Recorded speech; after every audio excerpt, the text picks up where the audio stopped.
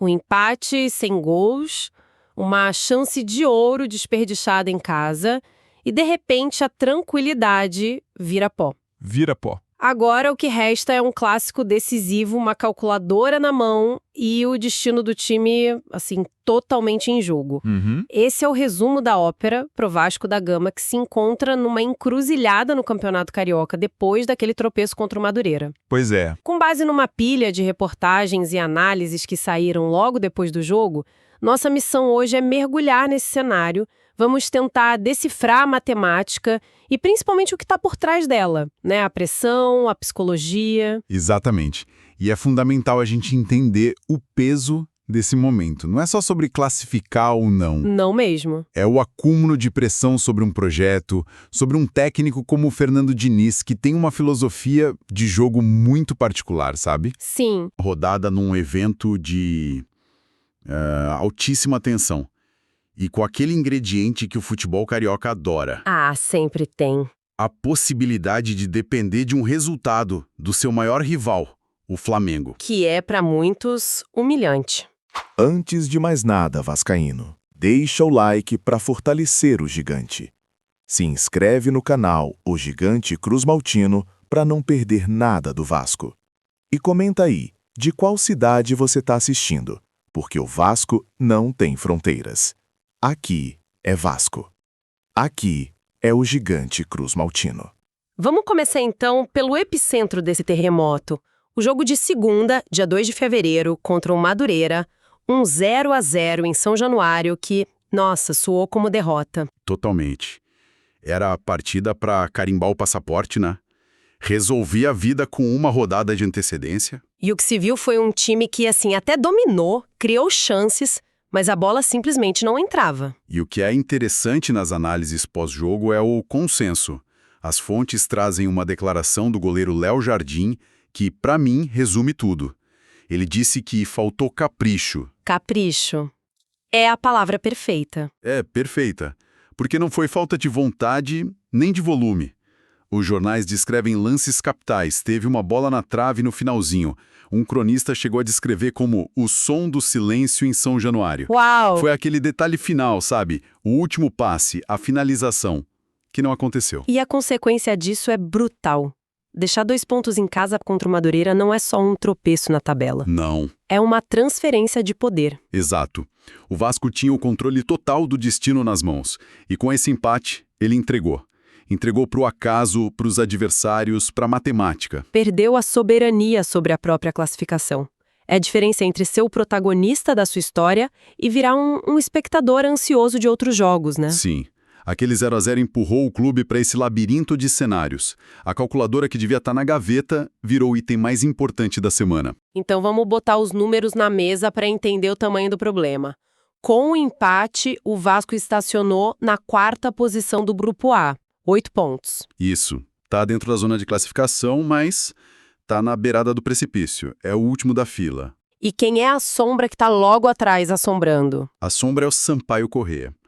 Tá em 5º com 7 pontos, só um a menos. Essa é a equipe que virou a ameaça direta. Certo. E aí o roteiro adiciona aquele tempero que a gente falou. O jogo decisivo do Sampaio Corrêa é no sábado, contra o Flamengo no Maracanã. Ai, meu Deus. Isso coloca o rival no centro da equação vascaína. É uma situação de um desconforto gigante para o torcedor. Um desconforto que mexe com orgulho, né? Muito. Então, com o cenário posto, vamos ao que interessa. O jogo decisivo do Vasco é o clássico contra o Botafogo no domingo, dia 8. É o tudo ou nada. Vamos detalhar os caminhos, começando pelo mais simples, o que todo vascaíno sonha. Cenário 1. O Vasco vence o Botafogo. Esse é o caminho da tranquilidade, da afirmação. Uma vitória no clássico não só garante a classificação, como tem um peso simbólico gigantesco. Com certeza. Significa ir lá, fazer a sua parte contra um rival, com a pressão nas costas, e carimbar a vaga com autoridade. Elimina qualquer se, qualquer mas. Sem depender de ninguém. Exato. Sem precisar secar o Sampaio Corrêa ou agradecer ao Flamengo. É a resolução mais limpa, aquela que lava a alma e cala os críticos. É a resposta que o time precisa dar. Mas a gente sabe que clássico é imprevisível. E se o jogo ficar amarrado, tenso e terminar empatado? Aí a calculadora começa a esquentar, né? Cenário 2. O Vasco empata com o Botafogo? É aqui que a coisa fica interessante de verdade, porque a dependência se instala. Uhum. Um empate por si só não garante nada. O Vasco chegaria a 9 pontos. Para esse ponto bastar, o time vai ter que torcer para o Sampaio Corrêa, que tem 7, não vencer o Flamengo no sábado. Ou seja, a torcida do Vasco vai ter que sentar no sofá no sábado para ver o jogo do Flamengo. E torcer ativamente por, no mínimo, um empate do rival. Uma situação bem bizarra. E nesse caso, a psicologia do jogo de domingo muda toda, né? O time do Vasco entraria em campo já sabendo do que precisa. Exatamente. Se o Sampaio Corrêa tiver perdido ou empatado no sábado, o Vasco entra em campo contra o Botafogo sabendo que um empate basta. O que pode ser uma armadilha, não? Aquele risco de jogar pelo regulamento. Sem dúvida. É um fator psicológico enorme.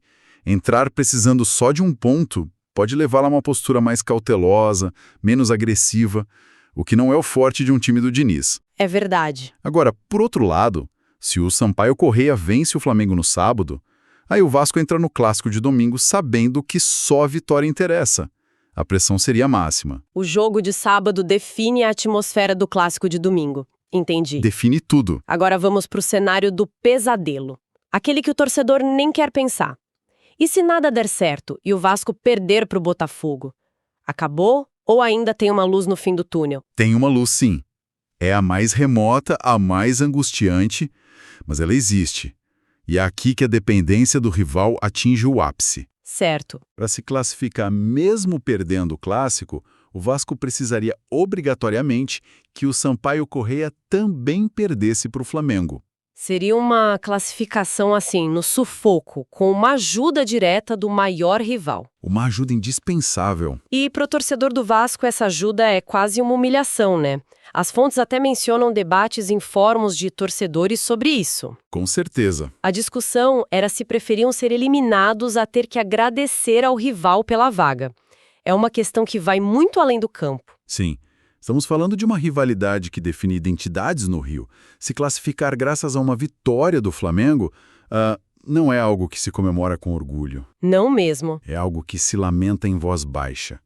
Vira motivo de provocação para o resto do ano. É a vaga com um asterisco, sabe? Um gosto agridoce. Mas, matematicamente, a porta estaria aberta. Ok, mas e se, nesse cenário de derrota do Vasco, o pior acontecer no outro jogo? O Sampaio Corrêa empata com o Flamengo. Aí os dois ficariam com 8 pontos. Como seria o desempate? É aí que entra o que as reportagens chamam de rede de segurança do Vasco. O critério que, hoje, dá uma vantagem enorme ao time. O saldo de gols. Ah, o saldo de gols. Os números são muito favoráveis. O Vasco tem um saldo positivo de 4. Um plus 4. Enquanto o Sampaio Corrêa tem um saldo negativo de 1, menos 1. A diferença total é de 5 gols. É uma diferença considerável. Então, para o Sampaio Corrêa tirar essa vantagem, precisaria de uma combinação de resultados quase impossível. Exatamente. Vamos simular. Se o Vasco perdesse o clássico por 1-0, seu saldo cairia para plus 3. Se o Sampaio Corrêa empatasse, o saldo continuaria em menos 1. A vantagem ainda seria de 4 gols. Entendi. Para reverter isso, seria preciso uma catástrofe. Uma goleada histórica contra o Vasco combinada com o empate do Sampaio. Na prática, essa vantagem no saldo é um colchão de segurança bem confortável. É o trunfo que o Vasco construiu, uma rede de segurança importante. Mas o ambiente não é só de cálculo. As fontes deixam isso muito claro. O clima ficou pesado depois do Madureira. Pesadíssimo. A torcida em São Januário não perdoou. As reportagens descrevem vaias intensas para o time e principalmente para o técnico Fernando Diniz. Os relatos mencionam até gritos de burro direcionados a ele. E se a gente conecta os fatos, essa pressão externa é um fator crucial. Não é só sobre a matemática, é sobre a sustentabilidade de um trabalho. O próprio Diniz, segundo as fontes, reconheceu que as vaias foram merecidas. O que mostra um diagnóstico claro da performance, né? Sim. E isso transforma o clássico contra o Botafogo em algo muito maior. Vai muito além da classificação. E as críticas não foram só pelo resultado, né? As análises táticas que a gente leu apontam para decisões específicas do Diniz que foram questionadas. Exato.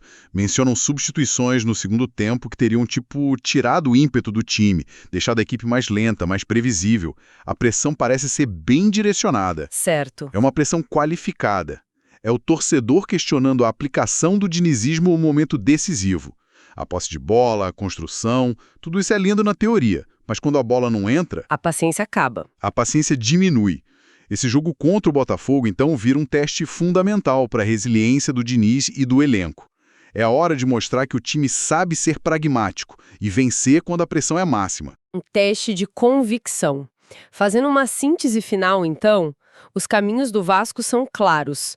Vão desde uma vitória contra o Botafogo, que resolve tudo, lava a alma, Passando por um empate que já joga o clube no colo da ansiedade e da dependência, até o cenário de derrota que pode exigir essa ajuda bem incômoda do Flamengo. com o saldo de gols funcionando como uma última e importante salvaguarda contra o desastre completo. A matemática tá toda aí, mas no fundo a história é outra. E isso nos leva à reflexão final. A questão para o Vasco na última rodada vai muito além de se vai classificar, mas sim de como vai se classificar. É uma pergunta sobre identidade. A equipe vai carimbar a vaga com a autoridade de uma vitória num clássico, mostrando força, ou vai avançar de forma reativa, dependente, contando com um tropeço do concorrente? É uma boa pergunta. O desempenho nesta partida final não vai definir só a classificação. Vai ser um indicativo forte sobre o caráter, a força mental e o verdadeiro potencial desse time. Será a prova se este Vasco tem estômago para ser o autor da sua própria história, ou se vai se contentar em ser um coadjuvante no roteiro escrito pelos outros.